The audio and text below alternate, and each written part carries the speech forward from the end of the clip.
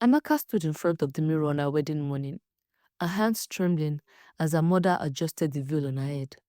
Her heart swelled with joy. She was marrying Chike, the man she had prayed for through her university days, a marine engineer, tall and soft-spoken, whose smile always carried reassurance. She whispered a silent prayer that her marriage would be full of love, peace, and children. Her mother, Mama Amaka, placed both hands on her shoulders and said in a quiet voice, "My daughter, marriage is not easy. There will be days you feel like giving up. But remember, patience is a woman's crown. Wear it well." Amaka nodded, smiling nervously. "I will, Mama. I will make you proud." When the church service began, the air was thick with incense and hymns. Amaka walked down the aisle, her white gown brushing the floor, her heart thumping as the choir sang, "Great is thy faithfulness." Her father held her arm tightly, whispering, "Walk proudly, my jewel. Today you leave our house, but never our hearts." Chike was waiting at the altar, beaming, his suit sharp and well fitted. When he lifted her veil after the vows, the congregation clapped and cheered. The priest prayed over them, blessing their union, his voice echoing against the high walls. But even in that holy moment, Amaka noticed it. Mama Chike's face stiff as stone. She did not clap, did not sing, and when others rushed forward to hug the couple, she simply folded her arms. Ngozi leaned on the pew, chewing gum, looking like she was counting the minutes until it ended. Still, Amaka told herself it was normal. Maybe they are not the expressive type. They will warm up to me eventually. When the church service ended and the reception began, Amaka noticed something. While her friends cheered and her family danced with unrestrained joy, Chike's mother sat stiffly, her lips pressed together as though she had been forced to attend.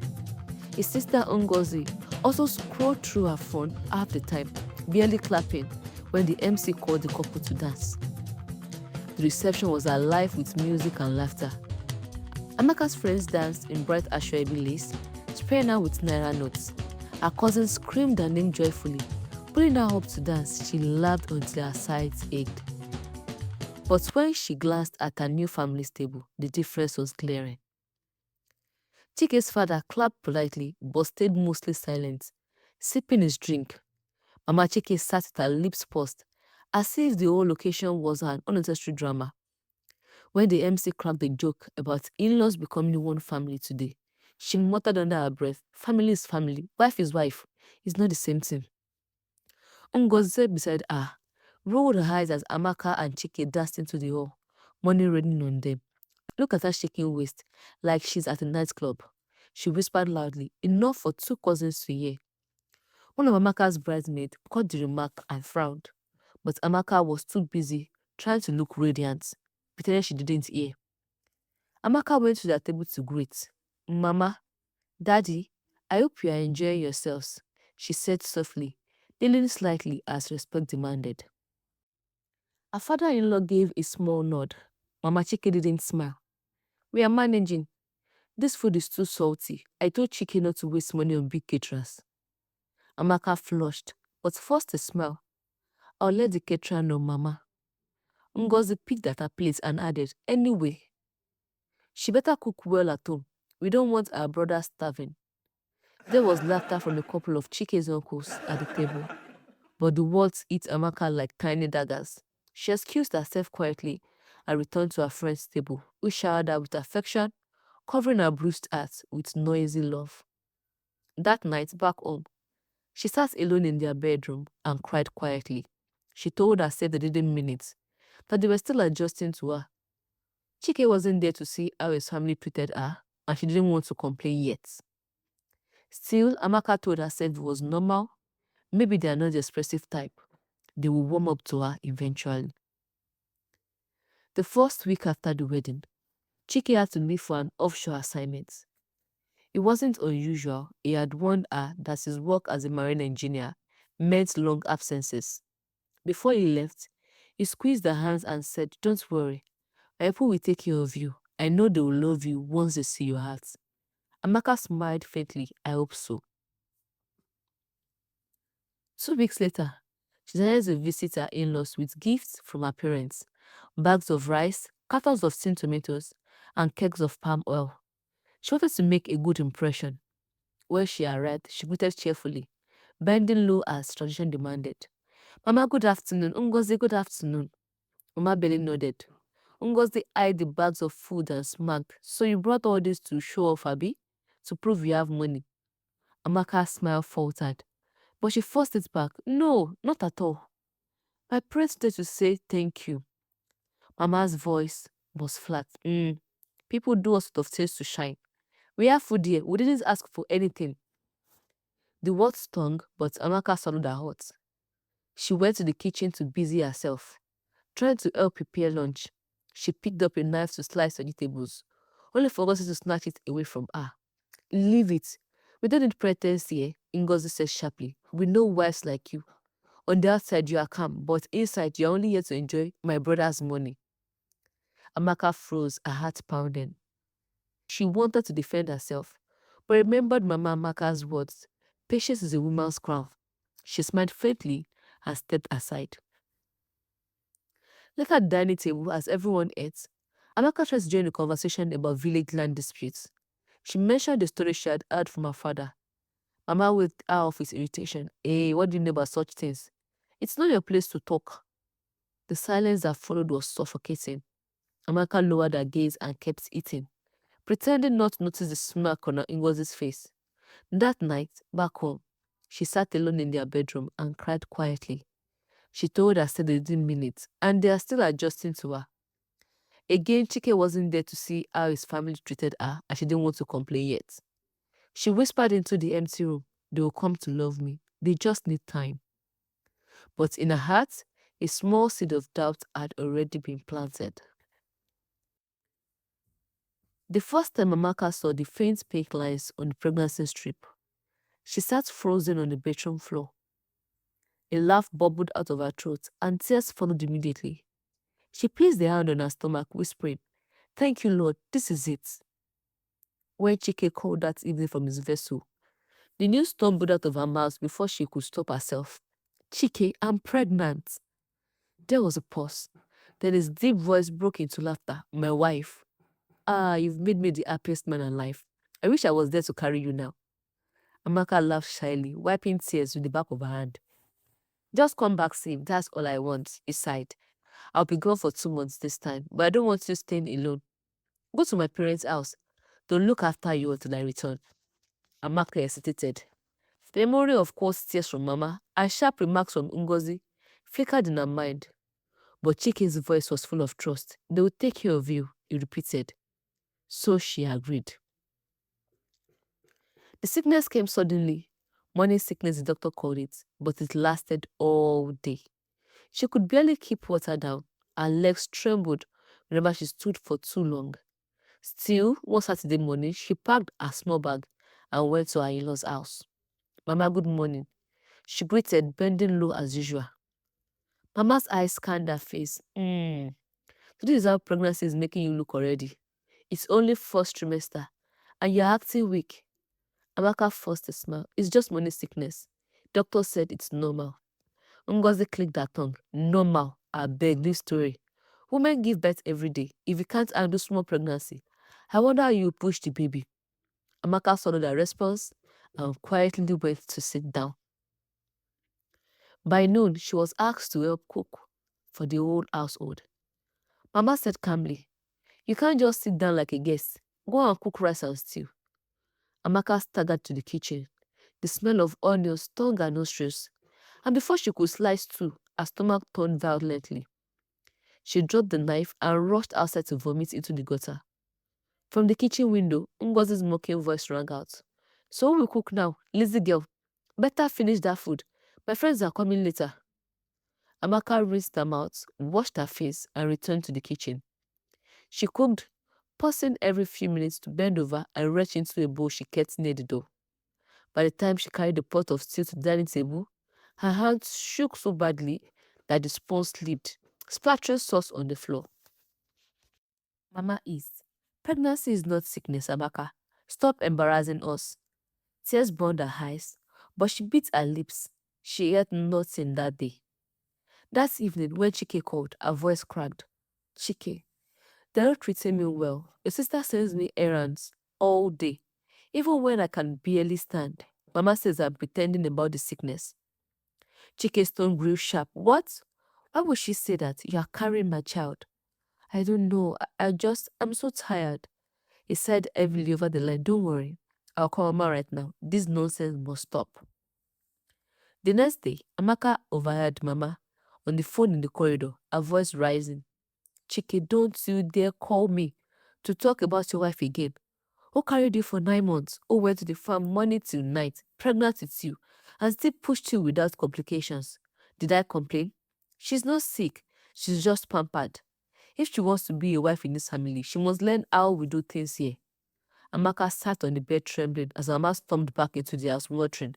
Children of nowadays, they want everything easy. When Chike called again later, Amaka asked quietly, did he talk to her? Yes, he said, but Mama won't listen. She swears she knows better. Please just endure for me, Amaka. I'll be back soon. Endure. That was sliced into her. She bit her lips until they bled, but said only okay. The days stretched into weeks. Ngozi backed chores at her like a commander. Wash my clothes. Go and sweep the compound. Fetch water, the tank is low. Even when Amaka explained she felt dizzy, the sister-in-law snapped. Pregnant women are not queens. My mother also gave birth. Did she collapse? One afternoon, Amaka fainted while carrying a basin of water. The basin toppled, flooding the compound. Neighbors ran in, helping to lift her to a chair. Ngozi only folded her hands. She's pretending, smarting as she's fainting. The neighbor, a plump woman named Machidi, snapped back, pretending kwa. You people want to kill this girl before her time. Amaka woke up to the sound of their voices, weak and humiliated. The night of the miscarriage was the longest of her life. She woke up to sharp cramps, stabbing through her lower belly. She cried out, clutching her stomach. Ngozi, Mama, please help me. Something is wrong. Ngozi's irritated voice came from the next room. What is it again? Can't allow people to sleep? I'm bleeding. My stomach, Amaka sobbed. Mama's voice was flat. Have a sleep. It's normal. Sleep. It will pass. Amaka called into herself, tears soaking her wrapper. By dawn, the pain was unbearable, and blood soaked the mattress beneath her. She whispered broken prayers until darkness closed in. When she finally woke up in the clinic bed, Mama Chidi was seated beside her. They carried you here early this morning, the woman said softly. You lost the baby. Amaka's chest cracked open with grief. She turned her face to the wall and wept silently, her tears falling onto the pillow, while the voices of her in-laws never came. The clinic smelled of disinfectants, its white walls cold against Amaka's grief. She lay on the narrow bed, staring blankly at the ceiling, while her body felt hollow, like someone had scooped the life out of her. Her parents arrived that afternoon, and Amaka burst into the ward, her wrapper untied at one edge from rushing, her eyes red. She threw herself on the bed beside Amaka and wept. My daughter, Amaka, my child, they have killed your joy, she cried, shaking as if her body could not contain the pain. Amaka's father, usually a calm man, stood with his fist clenched. His voice thundered across the room. Where were they when you were suffering? Where were they when you called for help in the night? Useless people, and Chike is not even here? Amaka could only sob. She tried to speak, but no words came. 2 days later, her father stormed into Chike's family compound. Amaka, still weak, was held by her mother to sit quietly in the corner. Papa Amaka's voice rang like a bell. You people think marriage means you have bought my daughter as a goat for your compound, right? You treat her like a slave until she lost her child. If not for that neighbor, she would have died. Mama Chike's face was expressionless. You talk too much, old man. Miscarriage is part of life. If she's too weak, maybe she's not meant for childbearing. Gaps fill the air. Amaka covered her face with both hands, tears streaming. Her father spat on the ground. God forbid. From today, my daughter is not staying here again. I will not watch you people bury her alive.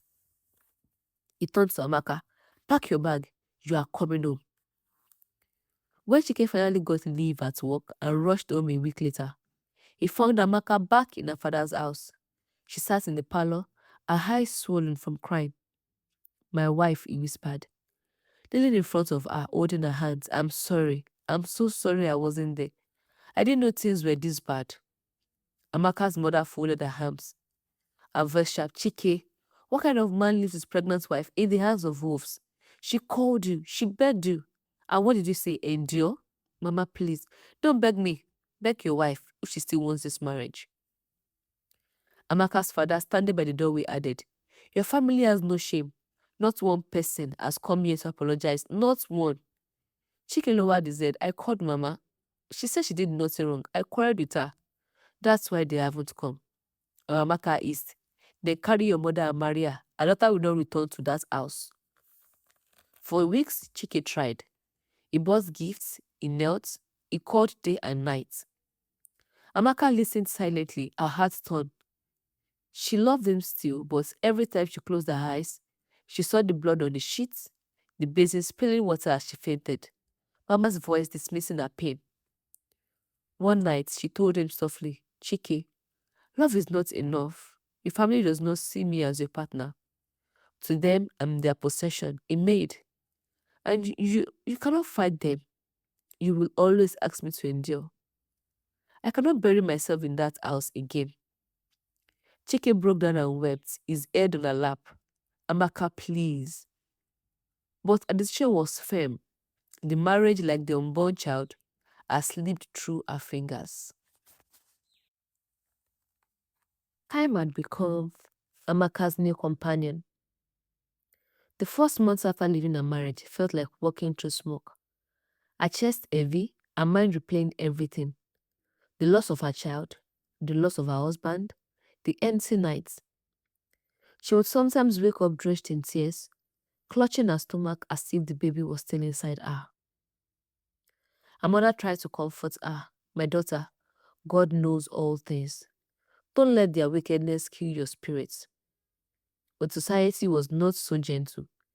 In the markets, women whispered, "That's the girl who couldn't stay in her husband's house. She didn't even bring back a child. Maybe she's barren."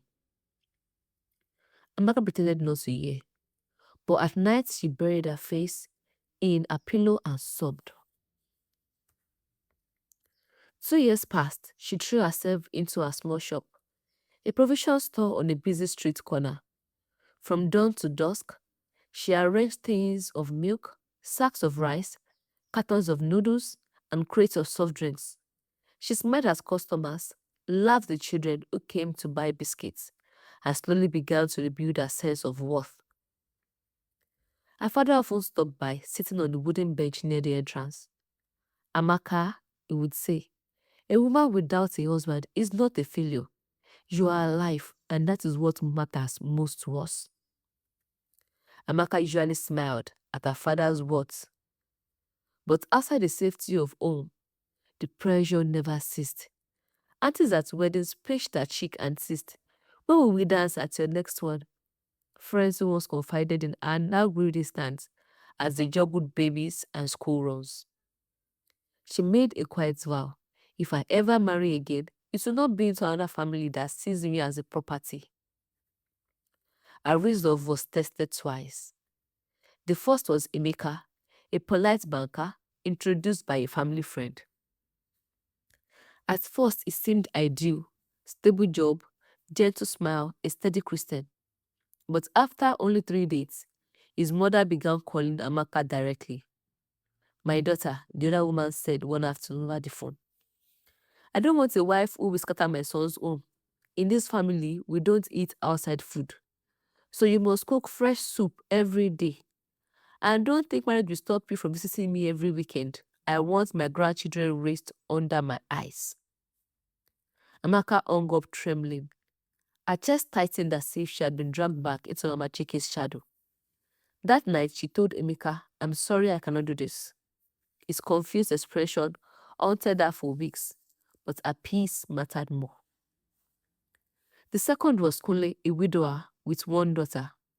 He was kind, but his younger sister was openly territorial. At a casual dinner, the sister laughed loudly and said in front of everyone, "Any woman Kule marries must know her place. I've been the one running this home for years, and I'm not stepping aside for anybody." Amaka forced a smile, but something inside her froze. Later, she gently told Kule, "You deserve love, but I cannot fight for space in your family. Not again." So she waited. She poured her heart into her shop, into her family, and into rebuilding herself. One sunny afternoon, a familiar face walked into her store. Madame Ifoma, one of our most loyal customers, a cheerful woman in her late 50s. She always came in with stories, sometimes buying more than she needed, just to chat. "Amaka, my daughter, you are looking well today," she said, setting her basket down. "I told you time heals, but it's time for you to think of happiness again." Amaka smiled politely. "I'm fine on my own, Mama Ifoma." The woman studied her for a long moment, then leaned closer. "What if happiness is closer than you think? I have a son, Chinedu. He lives in Abuja but visits often. Steady, hardworking, and respectful. I've watched you over the years and I know you will make a good wife to him. Let me introduce you." Amaka chuckled nervously, waving her hand. "Mama Ifoma, I beg. Don't play matchmaker. I've suffered once. I don't want to rush into anything again." But that night, as she closed her shop and walked home, her mind kept circling back to the woman's words. A son, respectful, hardworking, and more importantly, she trusted Madame Ifoma. The woman had stood by her even when others mocked her. The following month, she finally agreed to meet Chinedu. They sat at a quiet restaurant in town, sipping drinks. He was tall, with kind eyes and an easy smile. He didn't bombard her with questions about her past. He simply asked, "What makes you happy?" She blinked, caught off guard. No one had asked her that in years. She whispered, "Peace." And for the first time in a long while, she felt a flicker of it. The first time Amaka stepped into Madame Ifema's home as a guest, her chest was tight with nerves. The laughter of Chinedu's cousins floated the sitting room, and the aroma of jollof rice simmering on the stove filled the air. She half expected the same stares, the same sharp comments she once endured. But instead, Madame Ifema hugged her warmly. "Amaka, welcome. You're not a visitor here. You are family." Amaka blinked back sudden tears. The words felt foreign, almost impossible. The months that followed were like sunlight after a storm. Chinedu courted her patiently, never rushing, never demanding explanations she wasn't ready to give. When she finally told him about her past, about the baby she lost, about Mama Chike's cruelty, he simply held her hand and said, "You've suffered enough. With me, you will never suffer alone." Their traditional marriage was simple but joyful. Her parents beamed with pride as Chinedu's people danced into their compound, bearing yams, palm wine, wrappers, and gifts. Unlike before, there was no air of possession. It was respect, laughter, and genuine welcome. The church wedding that followed was intimate. Amaka stood at the altar in a lace gown, her veil trembling as she whispered her vows. When the priest pronounced them husband and wife, she wept openly, not from fear this time, but from gratitude. Pregnancy came a year later. When she told Chinedu, he lifted her off the ground, spinning her in circles until she begged him to stop. "Hey, let me carry you while I still can," he laughed. But this time, there was no loneliness, no harsh voices telling her to endure. Madame Ifeoma moved into their home for the last trimester. Every morning, she knocked gently on Amaka's door. "My daughter, what do you feel like eating today? Pepper soup or okra? You must eat well for my grandchild." When Amaka protested, embarrassed, Madame Ifeoma shook her head. "You are carrying joy for us. My duty is to carry you." Those words healed wounds Amaka thought would never close. Delivery was long and painful. At the hospital, Amaka cried out in fear, clutching her husband's hand. "Chinedu, I can't do this. I can't." "You can," he whispered, kissing her forehead. "You are the strongest woman I know." And beside him, Madame Ifeoma held her other hand, praying under her breath, refusing to leave her side. Hours later, the wail of a newborn filled the room. a baby girl. Amaka wept as the nurse placed the tiny body in her arms. Her heart felt whole again, fuller than it had ever been. At the naming ceremony, surrounded by friends, neighbors, and family, Amaka stood a quiet moment in the compound. She whispered the prayer of thanks, her daughter asleep against her chest. She thought of Mama Chike, of Ngozi, of the nights she wept alone. Once, in the darkest hours, she had prayed for their downfall, but now with this new family, this new love, she realized she didn't need the apology or their ruin. She had found something better. Peace.